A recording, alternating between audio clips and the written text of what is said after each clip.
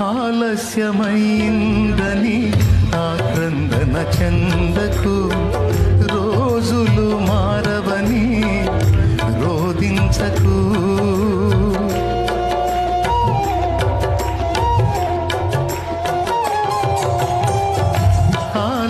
ఆలస్యమైందని ఆక్రందన చెందకు, రోజులు మారవని రోదించకు.